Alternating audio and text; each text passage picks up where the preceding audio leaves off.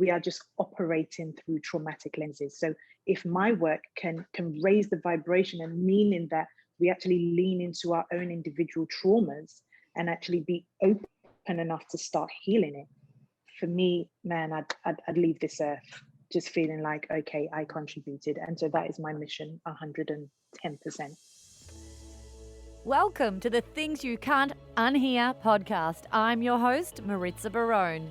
In this show, I will introduce you to ideas, concepts, and mindsets that will open your mind to a new world of well-being and personal life growth.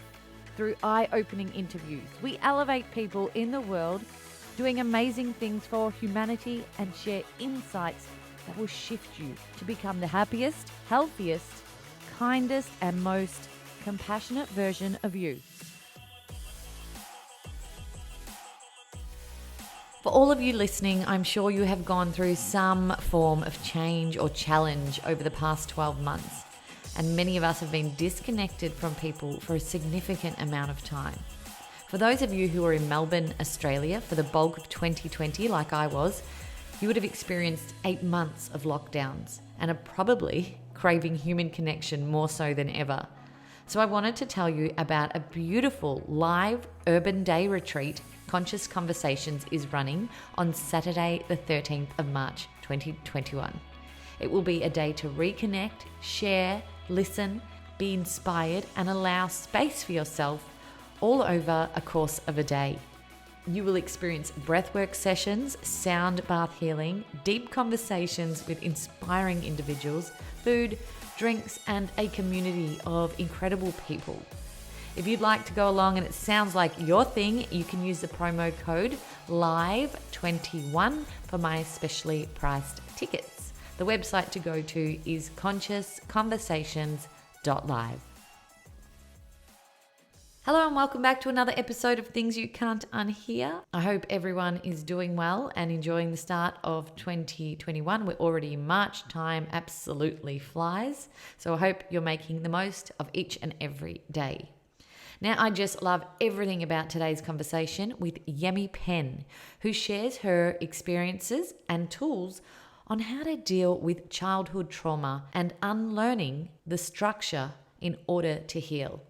She guides people to look at their trauma in the face, go through their healing, and then contribute to helping others do the same.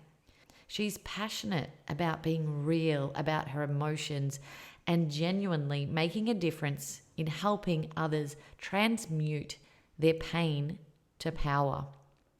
Whether you've been through or someone you know has been through trauma, childhood trauma, or intergenerational and ancestral trauma, this is an important listen and helps us to understand the spiritual aspect to healing and viewing life as a lesson. I hope you enjoy listening to Yemi as much as I did. Welcome, Yemi. I am absolutely beyond thrilled to have you here with me today on Things You Can't Unhear. I've been really intrigued with the work that you've been doing, and I strongly believe that you're spreading a powerful message to the world and really allowing people to regain their power through everything that you do. So welcome and thank you for being here. No, listen, the pleasure's all mine. I want to thank you and honor you, because every time I'm given the space to use my voice to talk about things, not only do I learn more about me, but I start to craft the message I want to say more eloquently. So I don't take this lightly. So thank you very much. I'm excited to see what we uncover. Me too. I've been thinking about you all morning, so it's beautiful that you're here. Now, I'll start this discussion with this question. What would you say your main mission is right now through the work that you're doing? Yeah, so this has become really clear to me. It's to raise the vibration on healing our trauma.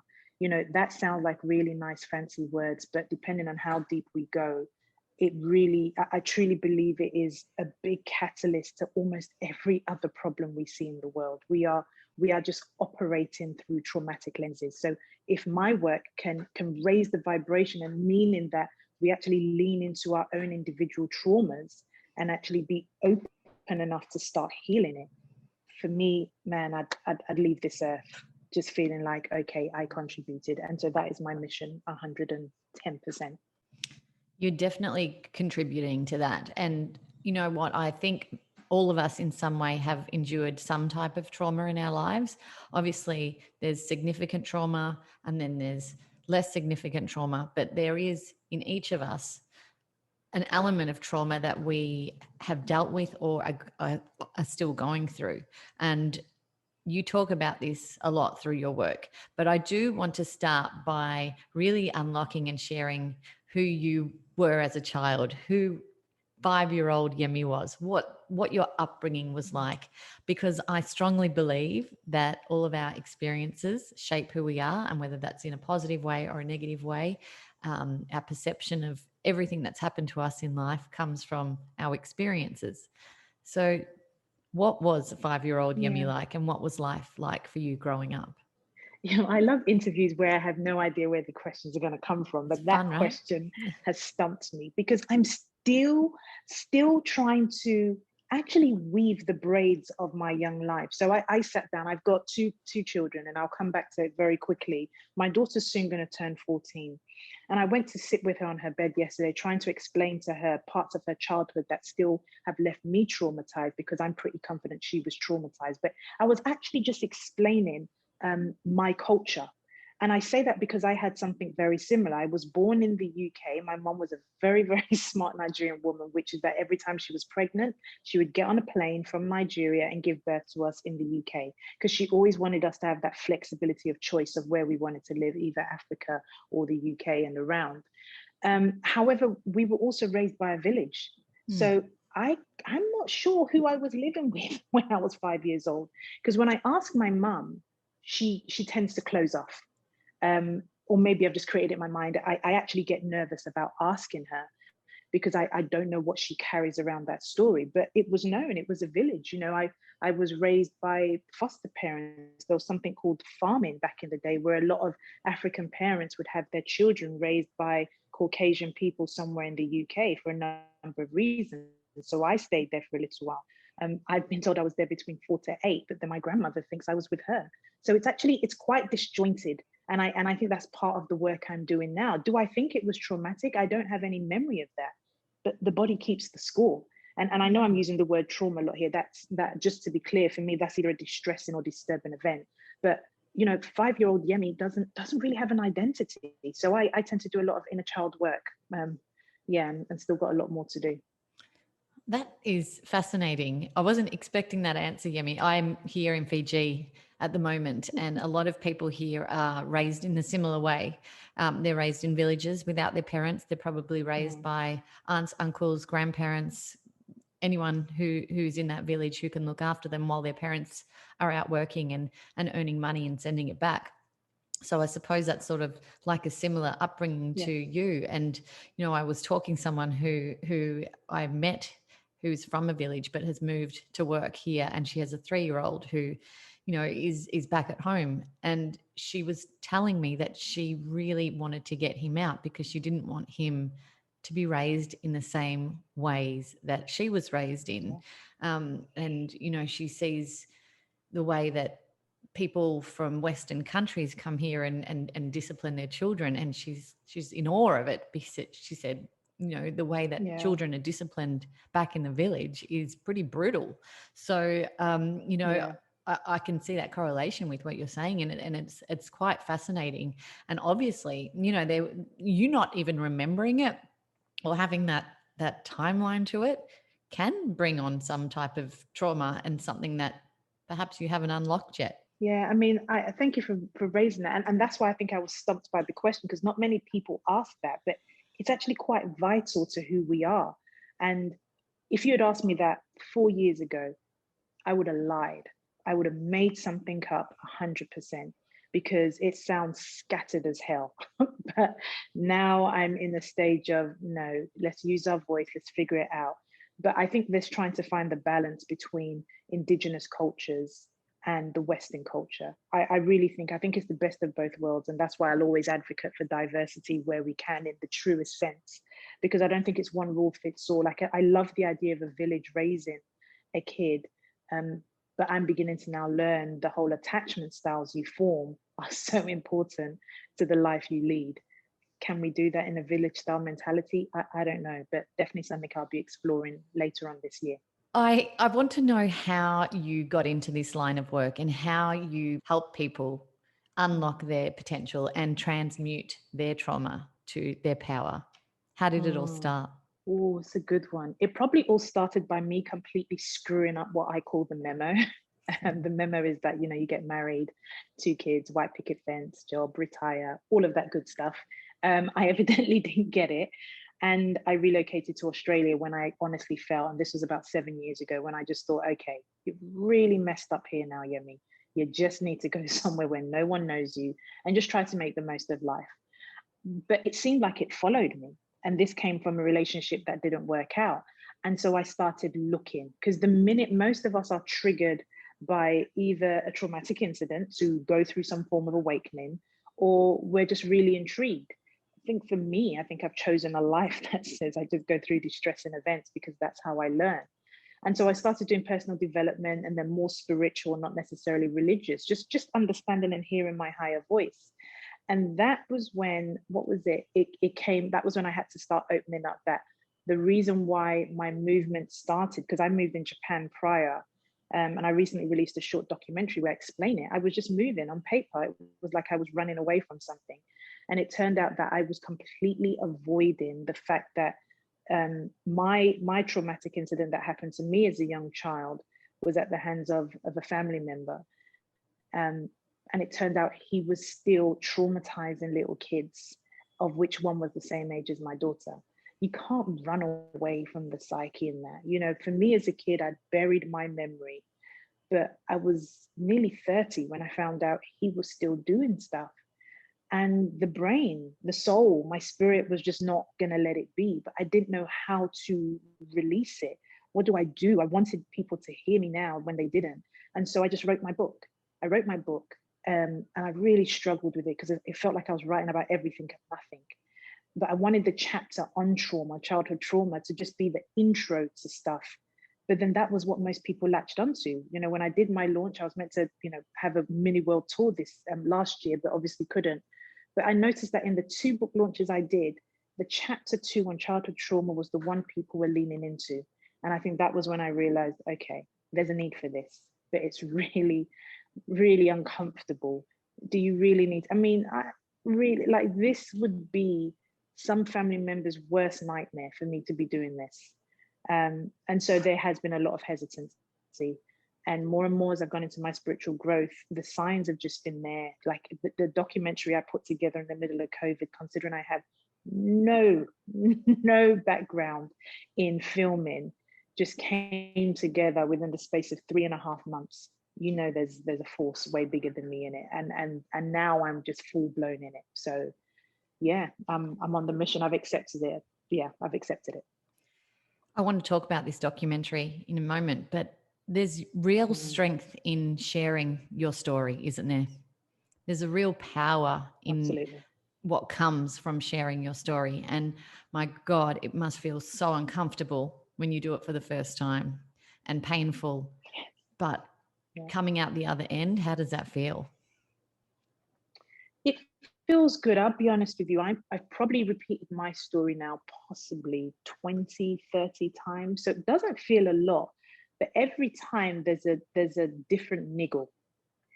But the secret is I know how to soothe myself now. And that's part of some of the first things I want to do. I know how to soothe myself. I know how to hold the space for me. And if I happen to be with a beautiful soul like yourself, I know that there's also someone holding the space for both of us. But as a minimum, I know how to ground myself and hold it. So I can't say it completely disappears, but it does get easier. And you also have to be able to, it depends on how people respond. You know, I've got social media pages, and when someone sees my work in documentary, some of the responses I get from someone in Africa is completely different to the person I get in Italy. And so it's all culture. And I just have to know how to soothe myself and not be rattled by a response that maybe isn't what I'm used to hearing. But it gets easier, but it's ongoing. I've interviewed many people who have undergone significant trauma in their lives. And one of them, I remember saying, she shared her story that maybe the first 15 times and she broke down on stage. every single time. And she said, you have to find a way to not let it get to you when you're speaking. And obviously, you know, she has done that, and she's become incredible at sharing her mission and her story and everything that has happened to her in her past. But obviously there's powerful tools that you and she and others have learned to unteach yourself the things that have happened to you or that you believe about yourself after going through trauma. Yes, I love that. Unlearn. We need to hear that more. I mean, we needn't actually teach anybody anything anymore. I think the minute you're over 8, we should start unlearning. Simple.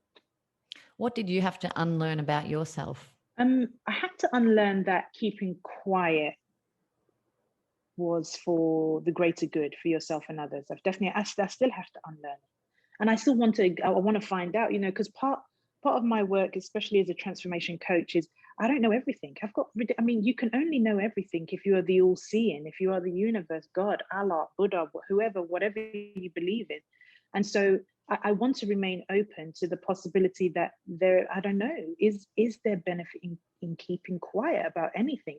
Because like that lady said, one of my biggest fears was letting things out and not being able to get myself back in. I remember going to my first therapy session and telling the lady, look, we're just going to do this in 5-6 sessions because I ain't got time for this. I've got 2 kids to feed. I ain't trying to leave here crying every day.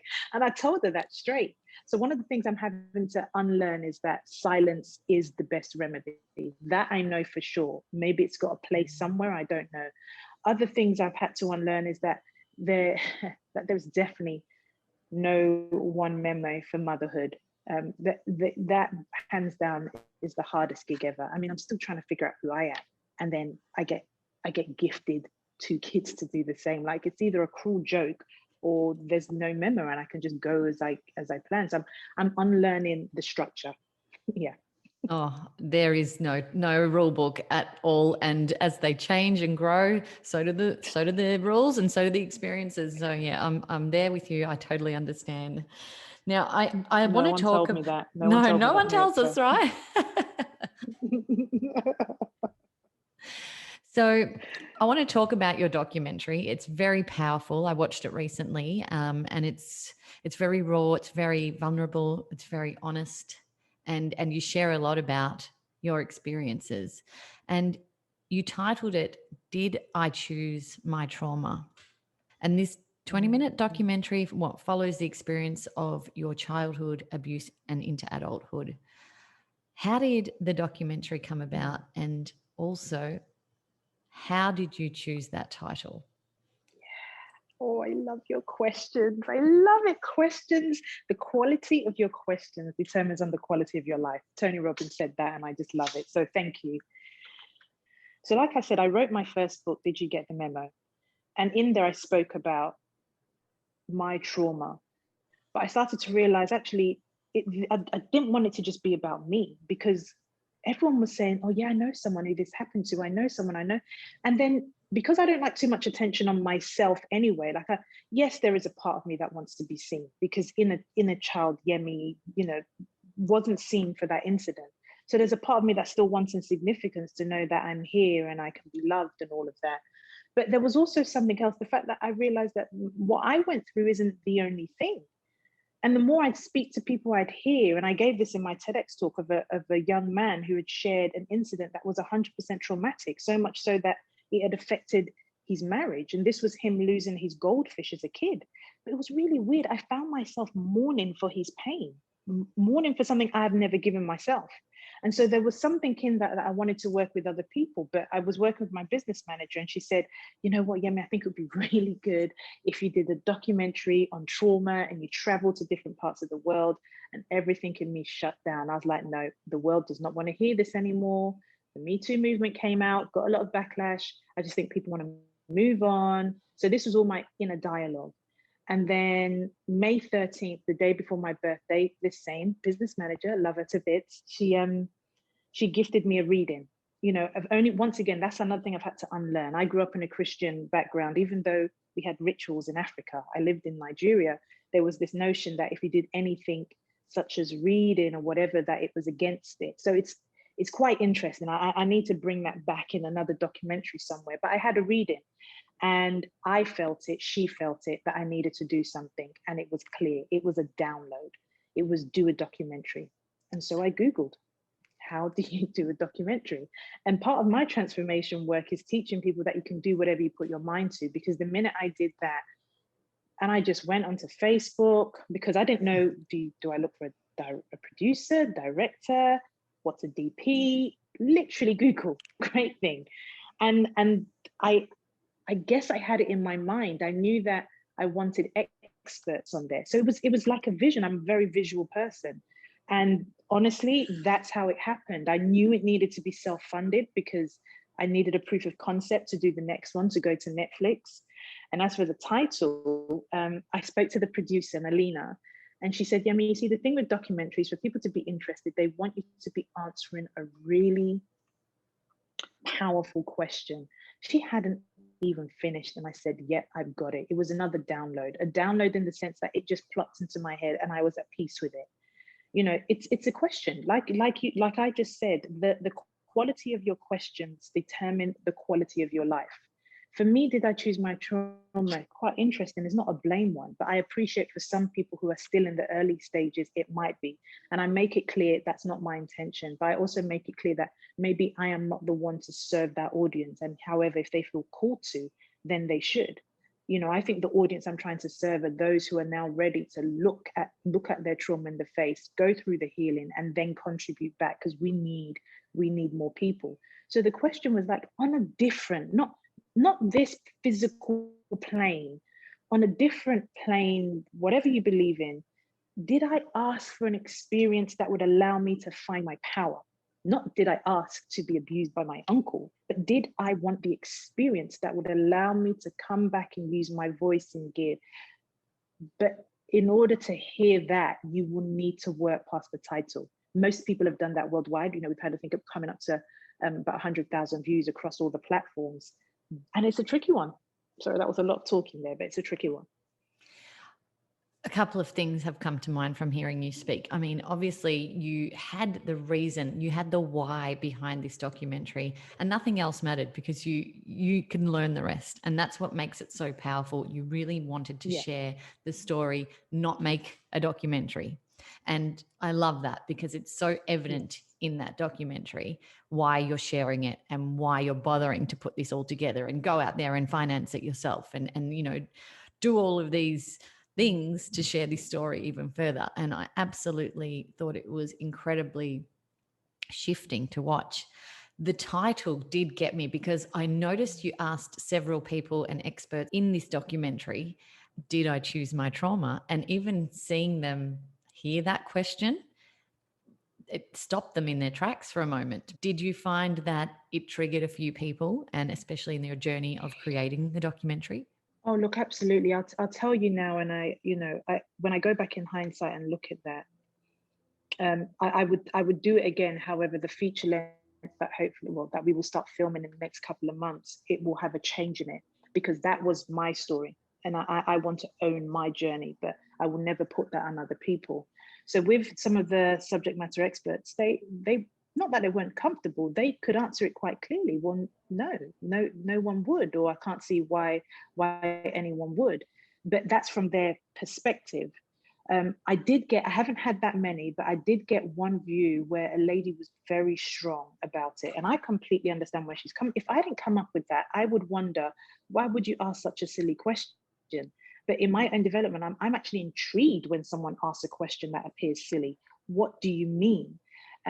But she didn't, and she was an absolute advocate for, when you do this, you will be giving people the impression to take self-blame and giving the perpetrator a reason to get away with things. And that by far is not what the intention is. And most people that watched it found out eventually.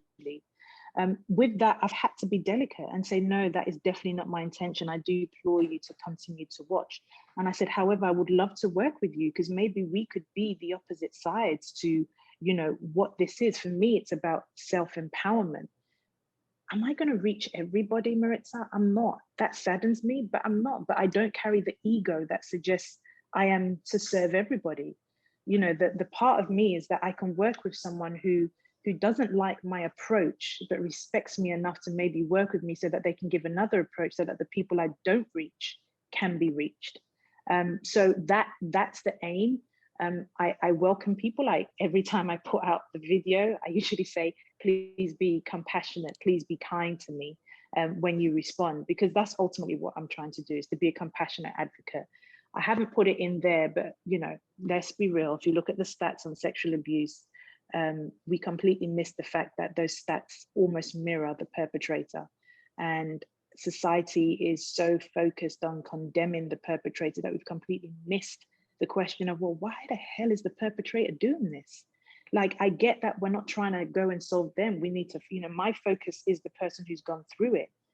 But I don't want the perpetrator to keep doing that. Do we need to get them out of society? Do we need to put them wherever? Absolutely. But let's not also forget it. We just seem to be in this Hollywood version of you're the goodie, you're the baddie. No one's looking at the cause. So there's a lot more, but a title will never do it justice. When you were asked, Yemi, did you choose your trauma? Can you tell everyone how you responded to that question? Oh, I think I did exactly that. Took a deep breath, looked left to right.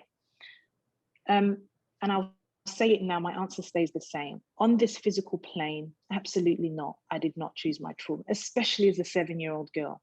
And even if I was a 70-year-old woman, I would never ask for anyone to exert their power over me so that I lose mine. There is a huge and growing part of me that says, on a spiritual plane, on a soul level plane, planes that I'm still trying to investigate, that I may have chosen the experience that would have me understand how to take power back, how to work with, marginalized or, underrepresented groups who constantly have their power taken away. I believe I chose that experience. Did I know I was signing up for that type of trauma? No way. I think if we had the memory, we would all be out of this joint called Earth in a hot minute. And that's a convoluted response. But, for simplicity, physical plane, absolutely not. Spiritual plane, definitely the experience. That might not make a lot of sense to a lot of people, but that makes complete crystal clear sense to me. A lot of the books that I'm reading, and a lot of the people that I'm listening to and learning from say a very similar thing about, the human experience and why we're actually here and what we choose before we even enter this earth, as Maritza and Yemi and whoever is listening out there, we choose what we want to learn in this lifetime, and then we spend the rest of the time trying to learn or reteach ourselves these lessons. So I mean, yes, I completely understand and resonate with what you just said, and there's so much more to it. Elizabeth April, who I had on the podcast a couple of weeks ago, is raving about past life regression and the messages that we can get from that, and the teachings that we can get from that. And I feel as though there is something so powerful about seeing the experiences that we've had and the journeys and the stories that we've had in previous lifetimes and what they're trying to teach us. And she says, if you're not getting that lesson in the first lifetime, you're going to continuously get it in the next one and the next one and the next one. Yes. Oh my gosh, all the goosebumps. Yes. And thank you for saying that. I've been teetering. I'm not quite sure exactly where your listeners and audiences are. And I'm still learning this. And this is why I want to do the documentary. I want to take people on the journey. But as people have been saying, something's going on in the world and things are moving really quickly. And so we need to start having these conversations. And this is what I talk about, getting comfortable with being uncomfortable, because I think there's a lot of truth in it. Absolutely. Now you also talk about intergenerational trauma. How does that differ with personal trauma? Oh, so I have this thing in some of the courses I do where I call it pain to power mapping, which is that most of our pain points have eventually turned out to be quite powerful if we were to ever go back, if we are still here today to tell our story. And the first painful experience is that of all of us who are within our mother's womb. So I don't have the drawing, but if you can just imagine, you've got a woman who's pregnant, And within her, she's got her baby. Her baby already has all the eggs apparently she's going to have. So whether it's her whole reproductive system is actually already in her. So if me as the woman is pregnant with this child in here, especially a woman who's then got her own reproductive system, whatever distress and event or happy event I go through, it goes through the body. I mean, I already know for a fact that when I'm stressed or worried about something, my shoulder, my right shoulder is in agony, it's in pain. It's weak, yes, from a few, disjointed parts of my back, but my body speaks to me because the body keeps the score of what's going on. So intergenerational can be purely biological, but intergenerational can also be that because my mom, me doing the same with my daughter went to live with my grandmother for a year. It felt natural and normal for me to do that. It really did, because I became a single parent. I didn't know what else to do. And my mom suggested, well, why don't you send her to grandmom's? But yesterday, literally yesterday, once again, the downloads were coming and said, she was 2.5 years old. Dad had already left. And then so even though she didn't have the vocabulary, just imagine the trauma that would have gone through her body when mum wasn't there the day after. Even though I'd had conversations with her, it was happening, a 2.5-year-old is not going to hear that. And so intergenerational can be that you've carried on a belief system and a practice and a culture from one generation to the other, completely ignoring the fact that the world is changing. And there's so many. And then you could take it to a spiritual plane. I literally just had a past life regression through crystal dreaming, which is what I do on Sunday. And that was phenomenal. I was experiencing an actual past life. Have I carried it into this one? Once again, all up for debate and discussion. What were you? Who were you in a past life? I would love to know if you're willing to share. I wondered if you were gonna. I've actually now had about three past life, but this one was pretty visceral in the sense that so crystal dreaming, you use crystals to kind of open up your awareness. But in this particular past life, I was what I think I always knew. I was a slave. And the feeling was me being with the shackles around my legs, just being dragged and pulled, and I was under this altered state, but I was crying because I was so sad. I was so sad that humanity had gotten to the point that they would inflict that on. But the whole point of crystal dreaming is to go through the process, yes, of the pain, but it's ultimately to get to forgiveness. And it's tough, I don't want to come here like a kumbaya type teacher, healer. I want to be real about our emotions. And for me, and there was a lot of torture in that, but ultimately I got to a place of bliss and forgiveness. And in doing that, a few miraculous things happened for me. And I've had a few others where I think I was a young boy, but a lot of it, once again, in the indigenous culture. So I'm confident that I've probably got quite a long lineage from that. Having learned what you've learned over the last 15 years, 13 years, doing what you're doing and unteaching yourself all of these lessons, I'm intrigued to see what your next life will be. Oh my God. I think I'm tired, Maritza. Can I just have you want to rest? It's no more. You've learned it now. You've learned. You've taken the lessons. So there may be more freedom in that next lifetime. This is what I truly believe. Yeah. Oh, yeah. Please. No. That would be awesome. Beautiful. So you are an absolute powerhouse these days. You run numerous businesses. They're all around the globe, Sydney, London, online, God knows where else. You have written books, life-changing books. You've created documentaries, even when you didn't know how to create documentaries. You have spoken on stage at TEDx. How have you done this all, and how do you keep yourself sane? Because you haven't been on this path for that long, have you? No. So like I said, I must have signed some sort of experiential thing, because I think life has been preparing me. If you're 7 years old, you've got 7 years experience in whatever field you're in. So for me, life was my lesson, and it just all felt, and I think my guides or whatever you believe in were just waiting for me to stop resisting and just accept. How have I done it? I've done it by listening. I don't believe for a second, very little knowledge is new knowledge, meaning it's already out there. I remember relocating to Australia 7 years ago and someone being really panicked And I'm like, our parents couldn't speak English, you know, they didn't have the degrees we have, they were on boats. And I'm talking every culture here. What do I have to worry about? So I think most of us are forgetting that there are people who've been here before us. And so I've literally relied on like real true life stories. If there's ever anything I want to do, it's to find out. And I've just started, and I read, I consume. Me and Audible, we are listening in the car. You know, I've got to find the balance because I don't think I know how to relax or have fun, because reading for me is fun. And you are all about maximizing your time. I've read on your website, people often wonder how I've managed to run 4 businesses and parent. The short answer is I practice being in the now. When I do that, I'm able to effectively squeeze 40 hours out of my 24-hour day.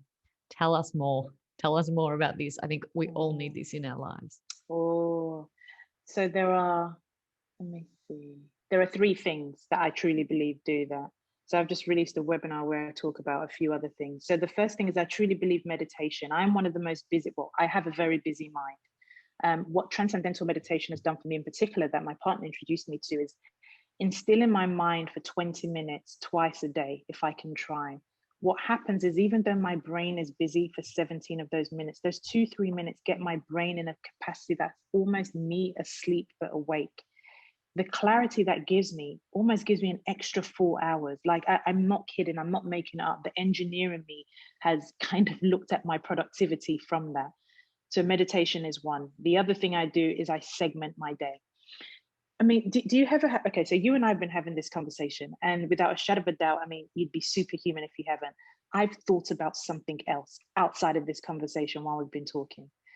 I've either thought about, I should have closed Leah's door, or I wonder whether Steve, my partner, was able to find a car parking space. So I've done that. But what I now do is I segment. So if I know I've got so much going on, you know, Abraham Hicks, who I follow and love, and I think I'm wearing a t-shirt of her thing now. What I if I try not to do it because not being too anal, but if I say, okay, the first 3 hours I'm going to do stuff on the cafe, or I'm going to do stuff on the gym, which I don't have to do much on anymore, or on the business. I segment my day into what I'm going to do. And I tell myself there is no point worrying about the other stuff because it's already got its segment. I'm going to leave my worry to that. Worry is one of the most wasted times ever. And it takes time, it takes practice. So I segment and I stay in it.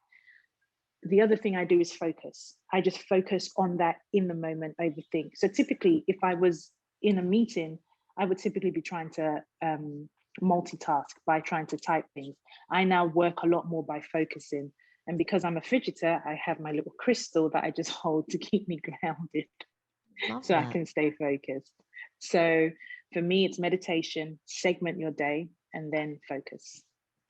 Such simple and easy steps. And I'm just thinking, you were right. My mind went everywhere then, because I've got this ridiculous to-do list, and there's 2 meaty tasks that I know I need 100% focus on. And I could probably smash them out in 3 hours if I did them, but I need them with no interruption, and I need to be in a particular mindset. And I'm literally dancing around those tasks, and it's causing me anxiety and stress and tension, when if I just got them out of the way, then I could move on to the smaller tasks. Oh, look, I'm still, you know, I'm not even going to be judgmental about it because I'm the same. But just if I put it bluntly, the time you spent being anxious, that whole activity that could take you 3 hours is probably eating up the best part of 2 days. So we just need to find the time that you're just going to close off the 3 hours. You're definitely a fascinating person. I'm really enjoying this conversation, and I feel like we could continue to talk forever about different things, which is amazing, because you're not just a one-dimensional conversation storyteller. There's so many elements to you that are fascinating, and we can potentially have you on the show 3 different times talking about 3 different things, which would be great. But what would you say is really lighting you up right now and exciting you about the future ahead? I know we've all had a very turbulent year of change with what's gone on around the world, but moving forward and looking forward for the next 12 months, what is lighting you up? I think what's lighting me up is that I have a feeling, I don't have any proof, but I have a feeling that a lot of humanity has been stopped long enough, and so they're leaning into maybe a different narrative.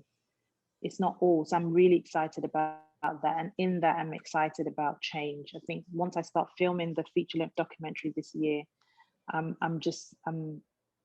going to be in bliss, because these conversations we had, I'm going to really learn what do people in Vietnam, what do the monks think about healing, what does the West. I want to know more about medication. I want to know more about our generation. Like I'm really, I've never been so hungry for knowledge, and then to share it. So that excites me, and the hope that I'm learning something else as well. You know, I know everyone says, you know, I always get upset when people like Oprah Winfrey say, yeah, money isn't everything, and you know, it's not what keeps you happy. And I'm like, let me get the money first, and then I'll tell you whether it keeps me happy or not. But I'm beginning to learn now that it genuinely it isn't. I want to make sure I get to a position where I have my needs, but I can also feel fulfilled. So the biggest thing this year is to kind of start planning and building, want to build retreats, and make this a necessity in life, and then franchise it. So that excites me. That really excites me. Yemi, sign me up for your retreat. I am their number one person. Now, my final question to you, if you had the entire world listening to you and you had one message to share, what would you say? That thing you've been thinking about doing, saying, it's calling you. I promise it's checking in on you. And on the premise, it's coming from a compassionate, not like an angry based or fear based. That thing you've been wanting to do or say, it's calling you. And I am almost begging you to do it, because when you do it, you're living your truth, and you make my life easier, Maritza's life easier, the second person. So not only are you serving you, you're serving others. That would be my biggest thing. Please listen to what you're hearing and what you need to do. I've shared that in a few of my podcasts recently, that my biggest word for this year is awareness. And I want to be open and listening to any messages that the universe is trying to share with me. And I think that's a powerful, powerful message that you have just shared with the world. So thank you so much, Yemi, for your time today. I look forward to seeing more of what you share into the world, and your messages, and how you continue to change people's lives. So thank you for all that you do. Thank you for listening to the Things You Can't Unhear podcast. I'd love to keep the conversation going. Let us know what you thought of this episode, and if something profound came up for you that you want to share, let's talk about it. You can find me on Instagram at Things You Can't Unhear, or on my personal page at Maritza_Barone. And if someone you know will benefit from something that was said in this show, make sure you share it with them too. If you haven't already, hit the subscribe button and keep up to date with what's next. And if you can spare a few seconds, please rate and review the show on iTunes, just so other people can find us more easily and quickly. And as always, my friend, be happy, be healthy, be conscious, and be kind.